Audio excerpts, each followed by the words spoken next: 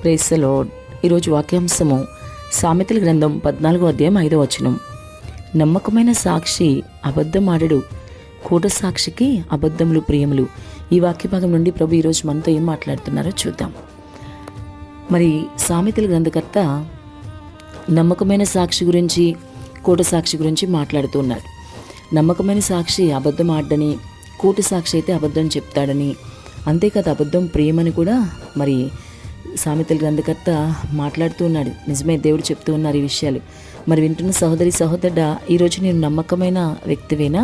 నిజం పలుకుతూ నిజమే ప్రకటించే వ్యక్తివేనా? ఒకవేళ నీవు అబద్ధములు పలికే వ్యక్తివా? ఒకసారి ఆలోచించు. అబద్ధం అనేది అపవాది నుండి వచ్చిందని నీవు ఎరుగవా? అసలు ఈరోజు నీవు నీ ఆత్మీయస్థితి ఎలా ఉందో ఒకసారి నీవు పరిశీలన చేసుకో. అప్పుడు నీకు అర్థమవుతుంది నువ్వు నమ్మకమైన సాక్షివా లేదా కూట సాక్షివా అనేది నీకే అర్థమవుతుంది. నమ్మకమైన సాక్షి ఎప్పటికీ కూడా అబద్ధం చెప్పడు. కొంతమంది నోరు తెరిస్తే అబద్ధాలే పలుకుతూ ఉంటారు. క్రీస్తును నమ్ముకుని క్రైస్తవులుగా పిలువబడే వాళ్ళే ఆ విధంగా అబద్ధాలు చెప్తూ క్రీస్తు నామానికి అవమానకరంగా బ్రతుకుతూ ఉంటారు. వారు ఎప్పటికీ కూడా సత్యవంతుడైన క్రీస్తుకి ఇష్టంగా ఉండలేరు. ఎందుకంటే వాళ్ళ నోటి నుండి అంతా అసత్యాలే వస్తున్నాయి కాబట్టి. కానీ నీవైతే అట్లా ఉండకూడదని దేవుడు ఈరోజు నీతో ఈ వాక్య భాగం ద్వారా సూటిగా మాట్లాడుతున్నాడు.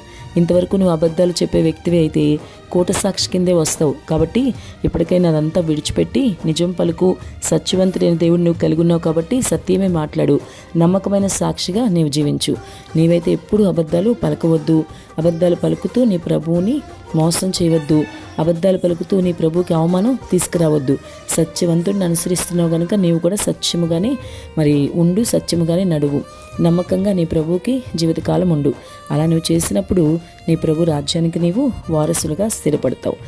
ప్రభు రాజ్య వారసత్వే ముఖ్యం కదా. కాబట్టి నువ్వు ఇప్పుడే అబద్ధాన్ని విడిచిపెట్టు. ఆమేన్.